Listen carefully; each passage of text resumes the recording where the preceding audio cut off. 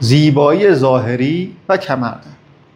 افرادی که از کفش‌های پاشنه بلند استفاده می‌کنن معمولاً دچار کمردرد میشن. حالا چرا؟ نگاه کنید، کسی که از کفش پاشنه بلند استفاده میکنه تنش اینجوری بیاد به سمت جلو، مجبوره یک حرکت جبرانی انجام بده، تنش رو به سمت عقب بیاره. این باعث میشه که یک چرخش قدامی در لگن ایجاد بشه، به همون گودی کمر. عضلات باسن هم برجسته میشن، همون زیبایی ظاهری که گفتم.